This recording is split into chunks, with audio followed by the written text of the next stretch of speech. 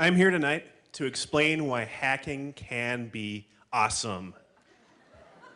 When you think of hackers, you probably have thoughts of bad people. You probably think of someone who breaks into your website or your bank accounts. You probably think of someone wearing maybe a Guy Fawkes mask like this guy, or a hooded sweatshirt. And with the exception of that hoodie, you may have the wrong image. And for example, when I'm talking about hacking, I'm talking about civic hackers.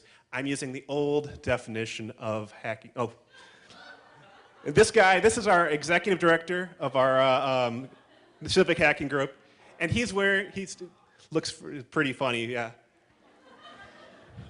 But it's awesome because this is the kind of image that we're all like fluffy bunnies. We do great things for great people.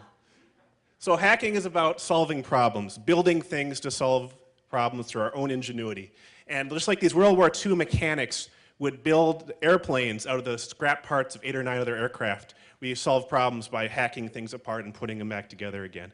Herman Hollerith, back in history, this guy fixed the census back in 1890 because it took him 10 years or more to do the census, and he brought it to 1/10 of the time. His product became IBM. Another interesting one, Facebook. They came up with this thing, well, they weren't the first ones, the Hacking+Marathon, but they've been doing it since 2003, and these are all features that they developed at their hackathons. A lot of impressive stuff like the like button, chat, video. Great software is about scratching an itch.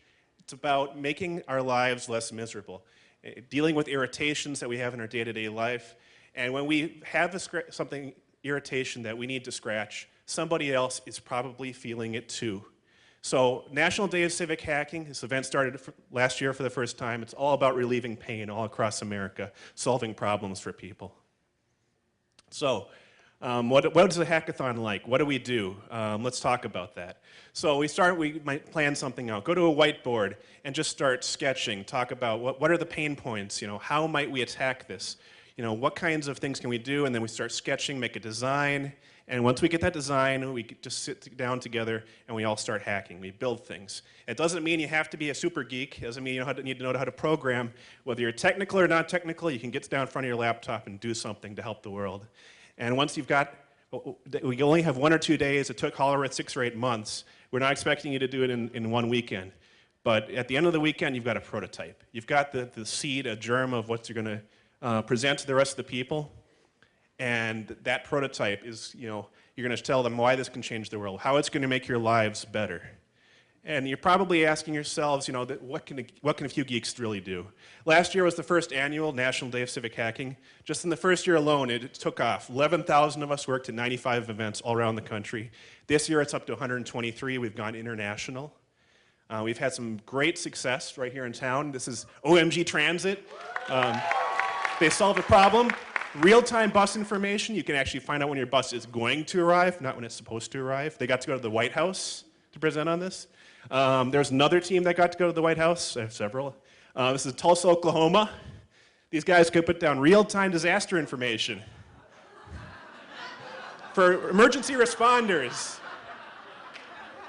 They had all the tornadoes, and they wanted to make people's lives better because of the tornadoes that hit them.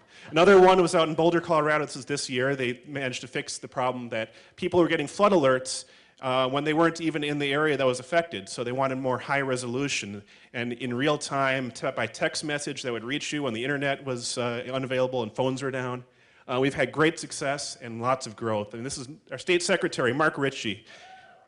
Put on an event last year for the first time. And we're now up to 5 to 6 hackathons per year. His one was a great success. More than 100 people showed up. We built wonderful things.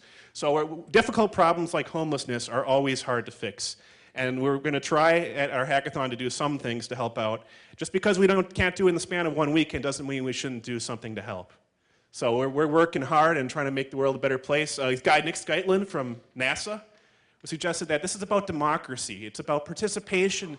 And it shouldn't just be about voting and protesting, that we should actually be able to have a say in our government and how things are done. And this is one way we can do it. And we want government that listens, but it shouldn't just be the NSA.